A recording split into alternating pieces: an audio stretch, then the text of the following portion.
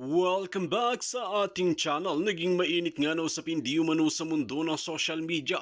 Tila nakakainis nga at kinagulat ng maraming netizen ang sinabi ni Lisa Smugs at ni Kuting ng Norte matapos ngang sabihin kay Madam Maharlika na binayaran daw di umano ng mga Duterte si Madam Maharlika para sirain ang administrasyon ngayon at talagang sirain si Lisa Smugs at si Kuting ng Norte na ito. Dito nga hindi nakapagpigil ang mga Duterte supporters at bineltahan nga si Lisa Smugs na ito na tila ang kapal naman ng pagmumukha mo para sabihing nagbabayad ang mga Duterte para sirain ang imahe ninyo. Ngunit kung makikita natin, talagang sirang-sira na ang imahe ni Lisa Smugs at ni Kuting dahil nga sa mga kabalbalan at talagang mga korap na opisyalis na linuklok sa pwesto na talagang tinatangay nila ang kaban ng bayan. Kaya naman hindi nga makakaporma itong si Lisa Smugs dahil talagang sinisiraan nga raw ng mga Duterte ang mga Marcos na ito. Dito nga natin mapapatunayan na mas sahol pa nga sila sa mga pamumuno ng mga Aquino. Kaya naman talagang hindi natin masisisi ang mga kababayan natin mga Pinoy na talaga naman madismaya sa administrasyon na ito. Banat nga ng maraming netizen, hindi talaga naman perpekto ang pamumuno ni former President Rodrigo Duterte noon. Siya ay nakaupo sa loob ng Malacanang, ngunit ginampanan niya ang tungkulin niya sa taong bayan at talagang pinipilit na linisin at ayusin ang problema ng bansang Pilipinas. Kumpara ngayon na talagang kabilat kanan na ang mga hindi magagandang mga gawain at nagbalik na ang mga karumal-dumal na gawain sa bansang Pilipinas. Well mga kaibigan, kung kayo ang tatanungin ano ang inyong mga opinion, just comment below sa ating comment section at ating pag-uusapan. Ang impact nito. Una, mga kababayan, napakaganda. Ibig sabihin, sukang-suka na ang taong bayan kay meow, kay Kuting dahil wala siyang balls at ang nagpapatakbo nga ng Pilipinas ang kanyang asawang pumuslit papuntang Europa. I'll talk about later, pero kailangan malaman ng bayan na dahil sa pagbagsak ng ratings ni Kuting, trust ratings, okay, ay naalarma sila. Kaya naman, ang kanyang mga tauhan, ang kanyang mga alipores na mga jahas, ay ini-spy si Maharlika. Alright? Maraming mga nakarating sa aking mensahe na mala spy na ako'y dudahan nila na ako daw ay what? Bayad ni Duterte? Bayad ni Vic Rodriguez? Bayad ng kahit kanino? Ito lang ang hamon ko sa'yo. Sa inyo, ikaw, Liza. Dahil nag-uutos ka na naman, dahil bagsak na ang trust rating ng iyong asawa at namumulat na ang taong bayan, hinahamon kita. Di ba? You have a lot of money galing sa pera namin, lahat, pera ng bayan. Bakit hindi ka magpalabas ng ebidensya na si Maharlika ay binayaran ng politiko, resibo, transaction, conversation? Kasi ang bayaran, di ba, kahit na cash yan, merong conversation, audio, text messages, or email. I remember Lisa Smugs nung I'm not sure kung anong taon, 2018 ba? Yung patakbo pa lang si Kuting noon. Wala pang before election time. Hanapin ko yung message ni Franco Mabanta at di ba si Franco Mabanta dati ang may hawak ng blog ni Kuting. I'll talk about Franco Mabanta later dahil ang nakarating sa akin serial chok-chocker pala yan. That's another issue. Mahilig talaga si Liza pala mag-hire ng mga masasamang damo. Okay, I'll talk about Franco Mabanta and Michael Acevedo. Noong before election, may message ako ng mga yan na they gonna send me something. Hanapin ko lang yung exact message na I hope nandito pa. About boosting. Gusto nilang i-boost. Gusto nila, yun naman yung si boosting. Gusto nila ako bigyan ng pera para i-boost ang aking Facebook. Tingnan natin si Franco kung nandito. Alright? O, hindi na nga siya active ngayon kasi tinapon din siya ni Lisa Smugs. Okay? Tinapon din siya ni Lisa Smugs kasi pag wala ka ng silbi ay itatapon ka ni Lisa Smugs. Franco and Mike Acevedo. Okay? Mineses ako ng dalawang ito nung ito Mike, ito ba siya? Michael and Franco. Tignan natin to. Alright. Tignan natin. Oh yeah, I think this is it. Tignan natin, medyo mahaba. 2018. Thanks again. Ang haba ng message. But anyway, 2018. Okay, mga papuri sa akin, oh. Sabi ni Franco, wonderful work on the interview this morning. Thank you, love. Oh, ganon. So sweet, Carolina. So yun yung mga messages sa akin in the past. Si Mike naman, okay? So your post, thanks, BS, yung tinag mo na ba dyan? Iba pala yung natag ko sa kanya. Okay. But anyway, ayan, mga papuri, oh. Ang galing-galing ni Binibining Maharlika. So lahat noon, nung kinakampanya ko si Kuting, ay puro papuri ang mga nakarating sa akin. Natural. Pinakikinabangan nila ako ng kampo ni Kuting, di ba? Although itong mga taong ito, tinapon na rin nila ito. Tinapon ni Lisa yan si Franco dahil well, nagalit sila. I'll talk about Franco later, pero nanahimik pa yung hitad. Iya mo na siya. Okay. Nahanap ko yung conversation namin na ino-offera nila akong mag-boosting. Okay? I-boost daw namin. Okay. Vote dots, papa. Saan na ba yan? Nabura na yata mga hitad. This is 2018, oh. Okay. Thank you. Please share. Ayan, oh, pinapa-share sa akin yung mga post ni Kuting. Okay, so, hanapin ko na yung message. Baka nabura na nila. But anyway, dun tayo sa gustong palabasin ni Lisa sa kanyang mga alipores na mga ahas na mga dugyots na ang lola, ang fair lady Maharlika, ay binabayaran daw. Remember, Lisa, inutusan mo tong mga taong ito na para i-boost. Ako mismo, i-boost at ang Facebook ko. Pumayag ba ako sa inyo? Hindi. Kasi alam ko, gagamitin yung patibong sa akin yun. So, I challenge you, Lisa, bago ka pumuslit, dumaan ka ng Qatar, post na rin to ni baby girl, Sas Rogando. Right? Dapat ipakita mo, ipasa mo sa mga alagad mong mga jejemon na katulad mo na may maipakita kang resibo. Okay? Resibo na ako ay binayaran ng kahit kanino. Actually, nagsusuntukan ang iyong kasinungalingan. Imagine mo, Liza, Maria, Lois, Cacho, Araneta, Marcos, aka smuggler ng Pilipinas, aka polboronic, ay ang kasinungalingan mo. Okay? Na pinapalabas mo na ako ay, di ba, bayaran. Gusto mong sirain ang aking kredibilidad pero hindi ka nagwagi.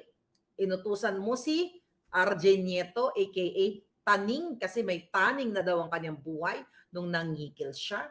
Nahalongkatin ang record ng aking credit card sa Capital One. Pero, you know, may nalabag kayo doon, Privacy Act dyan sa Pilipinas. Pero kulang ako. Kasi you're not gonna win. Okay? Mali-mali pa ang mga utang na ipinresent ninyo. Okay? Akala nyo noon, gumadagot na si Maharlika. Pero ngayon, Lisa Smugs, sino ang tunay na jejemon? Hindi ba yung alaga mong biik? No, hindi biik eh. Alaga mong, ano tawag doon sa malupit na ano? Malupit na jaboy? Yung, pakawala sa ano, sa talon, sa kagubatan, okay?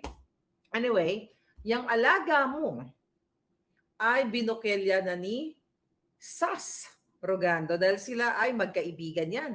Diba? Kaso lang, jejemon talaga si Taning, kaya nag-fall out din sila. But anyway, mga kababayan, doon ay ipinakita ni Sas sa kanyang mga posts, sa kanyang mga messages nila, na talagang mandorobo o manggagancho si Lisa Smugs at saka si Taning at magkakasabuat sila. Okay? So tinira nila ang isang fair lady, Maharlika, about my credit card here in California, in Jamaica, na mga palangga na wala naman akong ninakaw sa inyo ni piso.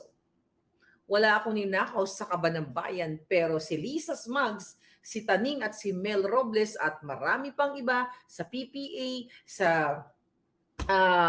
Subic Bay, sa lahat na ng antas ng gobyerno ay ninanakaw nila ang pera ninyo. But si Lisa ay nagbayad pa sa pamamagitan ni Taning ng, kasi before you'll get that information, hindi ko nga alam yan eh. Kasi hindi naman ako nakikialam sa impormasyon ng utang ng may utang, di ba? I don't care kung may utang kayo, magbayad kayo sa Capital One or hindi. I don't give a damn. Pero si Lisa, dahil siya ay, sabi ko nga, vindictive narcissist, inutusan mo si Taning para what? Sabihin sa tao, Maharlika, magbayad ka. Ano ang masama? Ang nangutang o ang nangamkam? At ngayon, pumupuslit ka na. Dahil naaalarma na kayo, dahil tandaan mo to, Lisa Smuggler, hindi na kayo magtatagal. Nakikita nyo na yung galit ng taong bayan at galit mismo ng mga tao sa paligid mo. Ang mga taong naging loyal sa'yo, nakarating sa akin, na hindi mo rin kinocompensate. When I say compensate, inuutusan mo, pero hindi mo binabayaran. Hindi mo sinusweldohan. Pinapaasa-asa mo na i-appoint ka, I will name names later. Kasi kailangan dito tayo mag-focus dito sa kanyang pagpuslit. Okay? Ni Lisa Smugs. So mga palangga, nakarating sa akin na naghanap si Lisa Smugs ng tao para daw maghanap, para isirain ang credibility ko. Naghahanap siya kung sino daw ang tao sa likod ko. Ang mga tao sa likod ko ay ang mga taong sukang-suka sa'yo. At ang mga tao sa likod ko, actually wala sa likod ko. Nasa harap mo. Kasama mo sila every day. Okay? So wag mo silang hanapin dahil wala sa likod ko. Alright? Ang nasa likod ko ngayon ay karagatan. Okay? Ayan. Ay ano pala ito? Ayan. Ano yan? Library. Okay? So wag mo silang hanapin sa akin. Kaya di ba praning na praning ka na.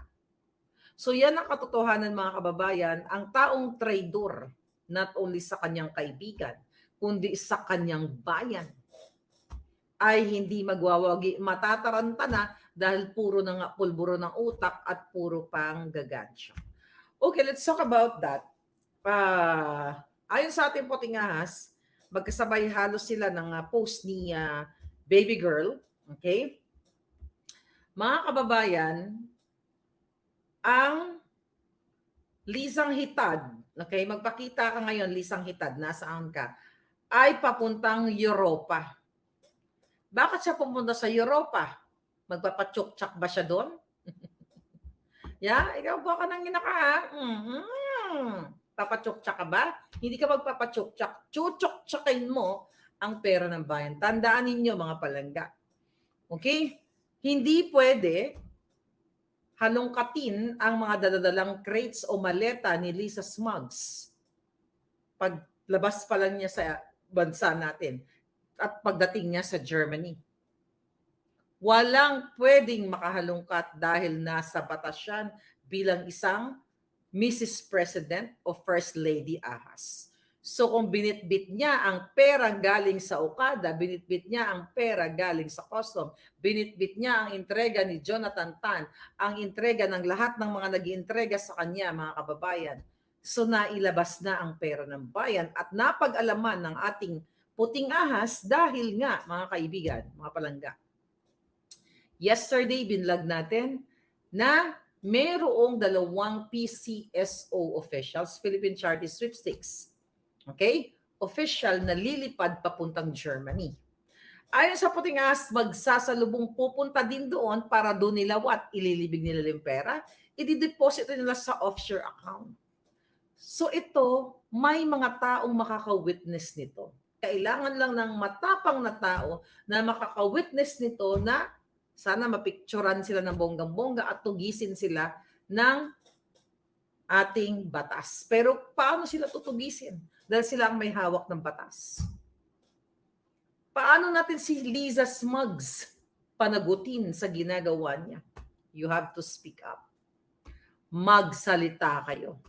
Mag-ingay sa social media dahil very effective po ang ginagawa natin. Imagine mo, nag-decline ang kanyang trust rating. Nababaliw, okay? May saltik na si Liza Smugs at pinagdududahan na kung sino-sino. Imagine mo noon, bago nila pinasabog yung issue sa credit card ko, sinasabi nila ako ay bayaran. Tapos later on, sinabi nila ako ay may utang sa credit card. Kaya nga sabi ko nga sa inyo palangga, ang pang-vovo lang. Paano ang isang bayaran ng milyon-milyon na pinalalabas nila ni Liza Smugs? Okay? Kasi pinapaatake tayo sa kanilang mga dogyots na mga walang dignidad. Then later on, dahil hindi umeffect ang bayaran, dahil wala man sila ipakita ebidensya, tirahin na lang natin ang credit card. So which is which? Kung bayaran ako, definitely wala akong utang na 8,000. Kung bayaran ako, dapat pinagka-cash ko lahat. Di ba? Ang mga sasakyan, hindi katulad ninyo.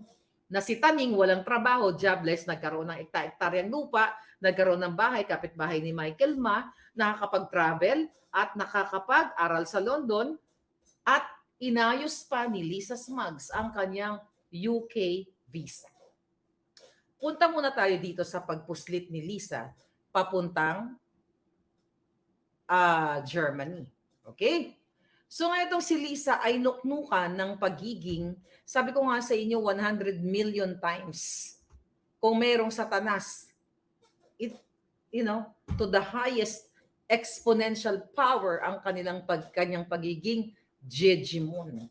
At siya ang, ulitin ko, ang sisira sa bawat kinabukasan ninyo dyan sa Pilipinas. Siya ang sisira sa mga negosyo ninyo. Dahil pag hindi ka mag-kiss ass sa kanya, gigipitin ka sa iyong negosyo. Alright?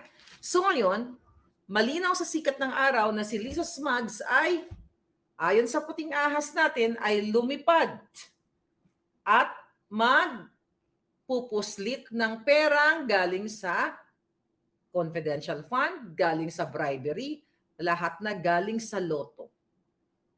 Hindi na nila alam kung saan nila ililibing ang pera ng bayan. Diba? Kaya lilipad siya para asikasuhin. At isa yan si Taning na kasabwat nila sa pagtatago ng pera. At mismo dyan kay Sasrogando, Sasot, kay baby girl, ay may mga expose dyan. Okay? Kanya-kanya kaming role, di ba? Kanya-kanya kaming expose. Siya, personal information niya. Ako, may personal information din ako regarding sa UK visa na yan, US visa na yan. Let's talk about UK visa.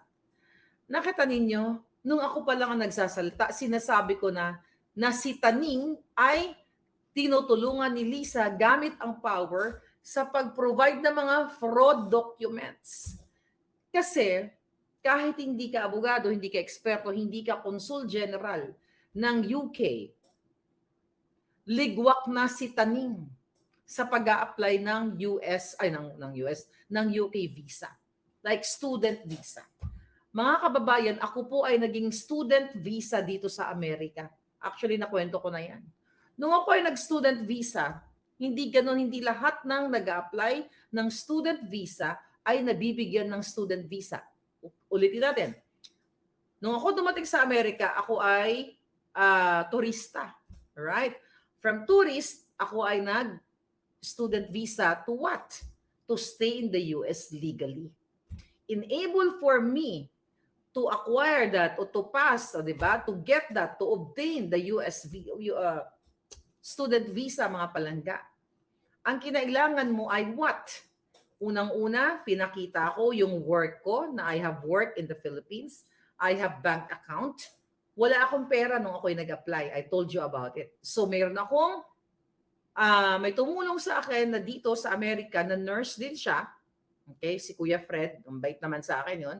Na hindi ko nakakalimutan yung mga taong tumulong sa akin. Alright? So ngayon, tinulungan niya ako dahil affidavit of support ang tawag doon. Alright? Then, ipinakita ko yung lupa naming kakaperanggot sa Pilipinas. Okay, under sa pangalan ng nanay ko.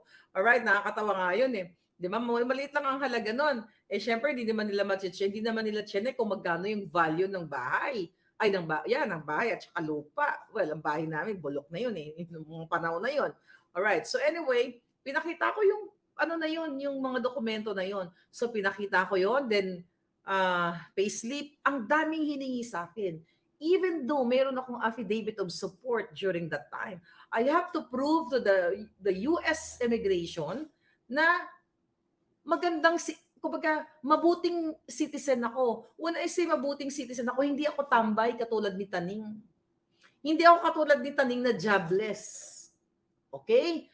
Pero dahil powerful, ang buwaka ng inang Lisa Smugs, dahil binuking nga ni SAS.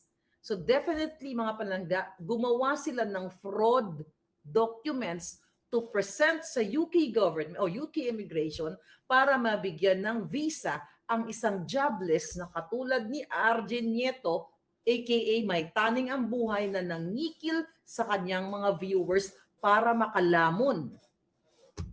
See? Hindi ganun. Alam nyo yan, yung mga taga-UK dyan.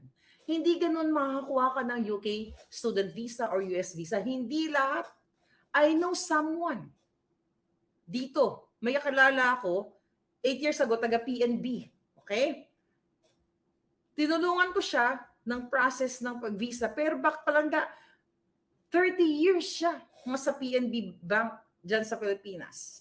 For whatever reason, may mga dokumento siya, hindi siya na-approve sa student visa. Similar lang ang proseso ng US at UK. Right? But anyway, dahil matinik si Lisa Smug, sabi nga ni Pebbles Salakera, sana nagtayo na lang si Lisa ng travel agency kasi magaling siya sa fixing. Okay? Ngayon, mga palangga, kinuwento ko sa inyo few days ago na si Lisa mismo ang nag-asikaso ng visa ng pamilya ni Avel Bacudio. Dati ko rin kaibigan yan.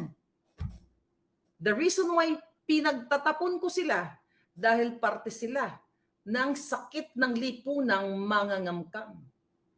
At meron tayong parating na pasabog na bonggang-bongga sa sabwatang Avel at Lisa Smugs. Tandaan nyo yan. Maliban dito sa US visa na inayos, I'll tell you something.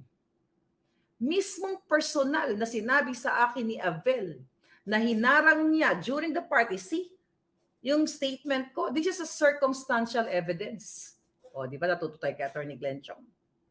Kinuwento mismo sa akin ni Avel na nilapit niya ang kanyang kapatid, siya kasi meron na visa, si Avel, bago niya pa nakalala si Lisa Smugs. Yung kanyang kapatid, mga asawa, tsaka yung anak niya, so 3. Eh yung kapatid, yung bayaw ni Avel, I think, jobless eh. Kasi nakilala ko sila. Ang mayroong business lang si Avel na ganyan-ganyan. So, tandang-tanda ko, hindi mo to Avel pwedeng ipagsinungaling. Okay? So, lahat tumato si Poy kasi magkakaaway yung mga yan, pero magkakasabwat. Poy Quinones, dagdag natin, ha? Yung dalang mga designer na yan. Tandang-tanda ako pa na kinukwento ni Avel, ako I'm so happy, pero deep in my heart, sabi ko, putang ina, ano to? This is not the people na gusto kong suportahan. Okay, hinarang mo si Lisa Smugs papunta sa CR, di ba? Sabi mo pa nga, sinenyasan ka ni JJ. Sige na, sundan mo na sila. At what? In-approach mo na, can you fix my sister's US visa? Then, Lisa Smugs gave you names, okay? Name actually, isang tao lang, para mag-asikaso ng iyong visa. And that is fraud. Sabi ko nga, ang dami-daming backlogs ng mga nag-a-apply ng US visa, UK visa, at kung ano pa mga kabisahan, kaletsya, mga palangga. Tapos sila, wala pang 1 taon. Backlog kasi nagkaroon tayo ng pandemya. Pero dahil sa power ni Liza Ahas na isang ahas at fixer, smuggler lahat na, nagkaroon ng visa ang pamilya ni Avel At nag-fly sila, ulit-ulitin ko, business class. 4 sila going to UK, kasama ang UK. Pumunta sila ng Europa, Paris ba sila, basta sa Europe sila pumunta. Hindi ako updated sa mga place na pinuntahan nila. Pumunta sila ng Europa, pumunta sila ng New York, pumunta sila ng LA, mga palangga, business class yun. I told you already. You know what, bigla ko nakita, yung TikTok ni sino yun, yung gustong-gusto kong gusto kong artista na nasa island. Eigenman, pangalan nun. Andy Eigenman. Nakita ko siya kanina, late na siguro, nag-travel sila ba? Somewhere nag-travel sila. May mga anak siya, tapos kasama yung jowa niya. Napaka-simple. Kung tutuusin yung batang yun, yung babaeng yun, hindi na pala bata-bata kasi tingin ko sa kanya. Nag-travel sila economy. Tapos naalala ko si Abel, tsaka yung pamilya niya. Sabi ko, itong artistang ito, this is self-made millionaire. At ang mga vlogs niyan, at ang mga endorsement niyan, bonggang-bongga. But still, they are humble na nasa economy flight sila. But you, in less than a year, less than a year pa si Kuting nun nung nag-travel kayo And you, parang divisoria lang ang Amerika, then business class. Natandaan ninyo, kapag ang booking mo ay, rush or tawa ba doon, kagipitan, hindi mo pinlano na ngayon magbubuka na ganun, mas mahal ang ticket. And the fact na business class pa ay, nung nag-check ako, $7,000, $8,000, $10,000 pa nga So, eto yung pinipresent ko sa inyo. And I am very credible kasi I know these people. Ginamit nila ako para manalo si Kuting, ginamit din ako ni Abel para i-promote siya. Although yes, binibigyan niya ako ng mga, mga damit-damit na ganyan-ganyan. Marami pa nga dyan na binigay niya sa akin. But I'm helping him. Hindi naman ako nanghingi, siya naman nagbigay. Yung mga jackets, andyan, nagbenta din ako ng jackets kasi nung time na sabi ko nga inapi sila or whatsoever, ganyan-ganyan, ng cancel culture, ganun kasi ang personality ko Kapag inapi yung isang tao, gusto ko siyang iangat. Inapi ka, halika dito, magpakayo tayong dalawa. So, my intention is to help. Not only me, kahit si Talakera, kahit si Joe Smith Medina, ewan ko sana ba si Joe, sana sa Thailand pa rin.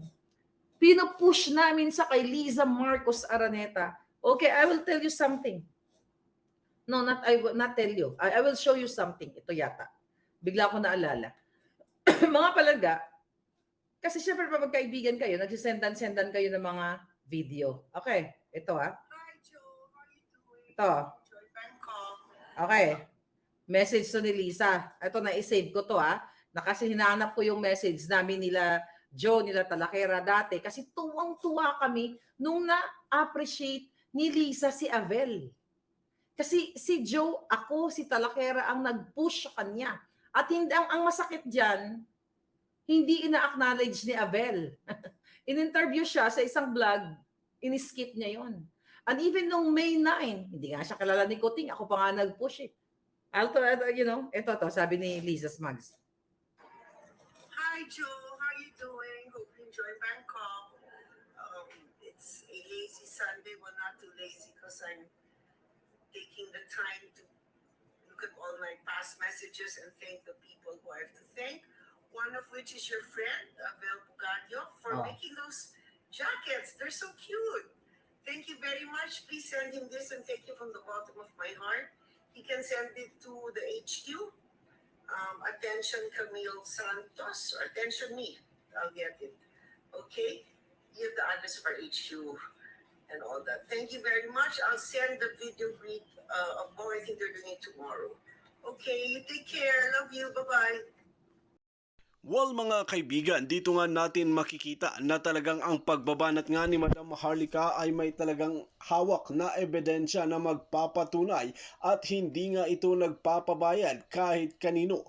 Dito natin makikita na sinusuhulan pa man din ito ng grupo ni Lisa Smugs noon, ngunit hindi niya nga ito tinanggap dahil alam niyang sa pagdating ng panahon ay gagamitin ito laban sa kanya, kaya naman nagkatotoo ang kanyang prediction. Kaya naman ngayon ay pahiya talaga si Lisa Smugs na ito na nagbabait-baitan noon kay Madam Maharlika na ngayon ay isinisiwalat ang katotohanan kung ano nga ba talaga ang mga kabalbalan na kanilang ginagawa. Kung kayo ang tatanungin mga kaibigan, ano ang inyong mga opinion, just comment below sa ating comment section at ating pag-uusapan.